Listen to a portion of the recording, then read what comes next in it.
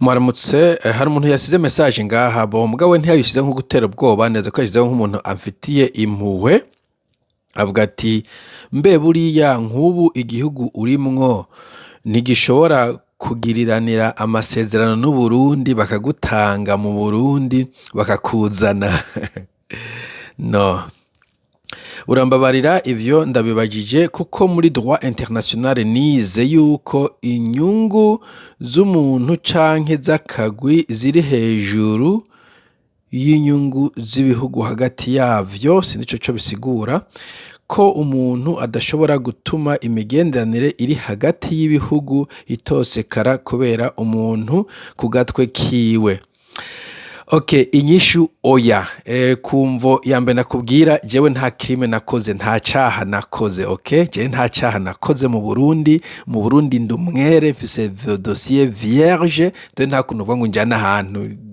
wovuga ngo wowe juste yagujaye gukora yiki, nta caha nakoze. Uti boca bagiformanta kuri ibintu uri kuravuga. Ibintu ndiko ndavuga umuntu wese w'umudemokrate, umuntu wese ari mu gihugu giteye imbere, umuntu wese mu bihugu bimwe demokrasi abiravye, ibintu ndiko ndavuga sonne meme radical.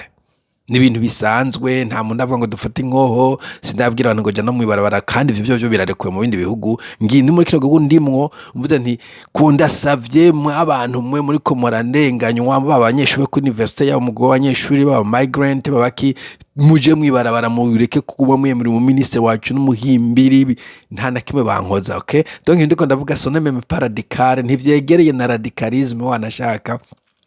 ugenda urabe iyo Trump ariko twara ivyo abademokrate bavuga vice versa, iyo Biden bamwita ngo ni Joe Biden ibintu vyinshi yarashaje agenda ari inyako n'importe quoi, nta muntu umwe bigeze bafata ngo bapfunge. Okay, donc ibindi ko ndavuga muri demokrasi turimwo ni droits wanje sinegera na borderline, ni juste droits wanje nta cyaha na kimwe nakoze, so ico urumva nta kuntu wovuga ngo ujya n'umuntu atacaha afise. Okay, donc ivyo mwe mubona ko ari ivyaha mu bihugu ni droits z'abana b'abantu kwisigura. Sinzi droit international wize je nta droit nize mugabo ndazi ndabona mu bihugu bizima ivyo umwana w'igihugu ariko kuvuga umunyagihugu ariko kuvuga nibindi. D'ailleurs ugenda urabe Emmanuel Macron wo mu France, umugore yitwa Candice Owen umunyamerika yavuze ko umugore wa Macron ari umugore donc ari umugabo yavutse ari umugabo,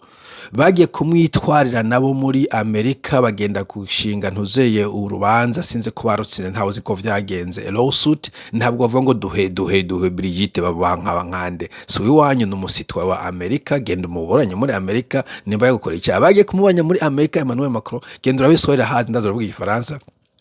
ko bize droit international, genda urabe Emmanuel Macron cyangwa Macron versus Candice Owen, Candice bandika Candice Owen, genda birabe birahari iyo case irahari donc birambaza mu Barundi mwe wize nkaduro kuva ko ndiko ndavuga vyotuma umuntu agirirwa extradition nubwo yoba iyo traité ihari. Ico n'ikindi ca kabiri, nta extradition iri hagati y'u Burundi na New Zealand, iyo migenderanire uvuga itosekara nta ihari en principe iri harimo ndaja kubishika ko amarche nshida kureka ahubwo ko twe dufise droit irengeye iyo Umurundi afise hano nubwo yo bari gouvernement ko je suis citoyen ici je n'umunyagihugu wa hano unkoze ko aba lawyer commission des droits de l'homme zirakuza dete uwo muntu mujanye he uyu munyagihugu wa hano umujanye ko hehe ntushobora kunkora ko n'umunyagihugu wa hano noneho. Ariko ndakumenyeshe ko n'abantu bagirizwa ivyaha babandi bafite imitahe leta yagirije kudeta ko bariko baradagadaga ntibagiye kubasaba mu bihugu by'ububirigi bafitane n'imigenderanire jaho n'igihugu cy'iwacu nta n'imigenderanire bafitaniye. Fata nk'akarorero abantu bose ijya mitahe yose basohe nta numwe bafashe kubera iki hanze baramenya ati iki gihugu cy'u Burundi ibi n'amafuti bariko baragira canke ni case politique ari nasho kindi navuga iyo bazi ko bakujanye baja kugutortira nubwo hoba hari extradition treaty ntabwo bakujana cyane none izo traité ntizibaho bazi kugishika gitortira abantu kidakira ubanza fair trial, so ivyo oni zero like probability ni zero ni moins, ntabwo ari na zero ni moins ntibishoboka ntaza no wita ku rutare unaje no kuvuga ati c'est bafunza Afrika baje gukora iki mu gihugu cyacu baza kutwigisha gutero droit bayizi hehe nibagende bace imanza muzi wabo, so ico ntigishoboka nico bituma nidagadura sinigana na vyiyumvira ibyo ntavyo c'est impossible, ibyo ntibishoboka. Okay, et puis donc nakuvuga ko nubwo hoba hari traité bazi ko batakubwira fair trial ntibakujana. Mbona yakubwira ahubwo wanashaka jewe ahubwo nije mfise ububasha bwo kuvaza ibiriko bero hagati y'u Burundi na n'ikigundi mu ANF harimo abantu harimo programme bazana abarundi kwiga icongereza ino nayo bagiye muri Ministère de Relations Extérieures kuri no turavise droit yo kubaza ico bita Public Information Act.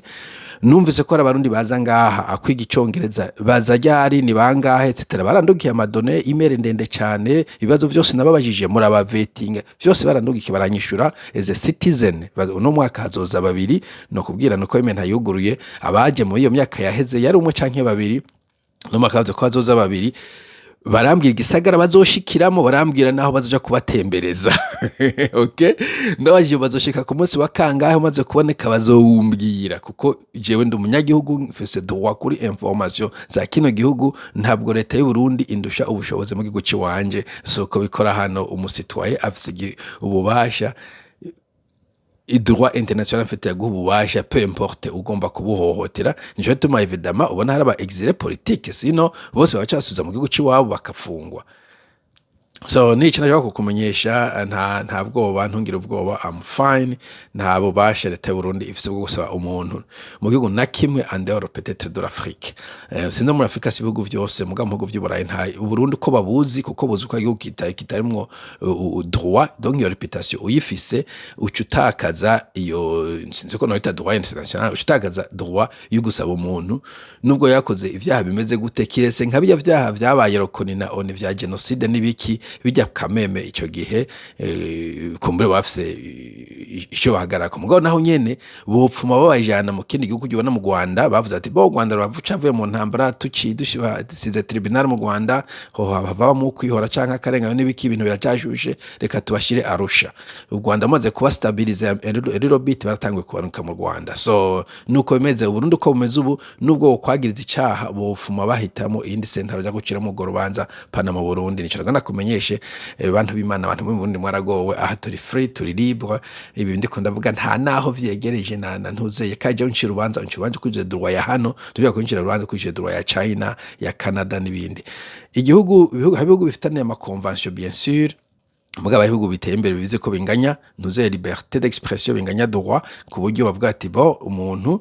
tumuvuye muri Australia canke muri New Zealand canke muri Canada canke muri UK canke muri Ireland Scotland tukamurungika muri gihugu muri ivyo mvuze bazomucirwana ko natwari kuri umucira hano ico gihe cyo kumurungika de 4 rare mugabo nta gihe cyo muri Afrika kijya kurekera mu muntu hanze come on sawa mugira musi mwiza bye bye. Mais merci pour for the concern ntabwo ndiko ndagukondana ndiko turigishanya bye.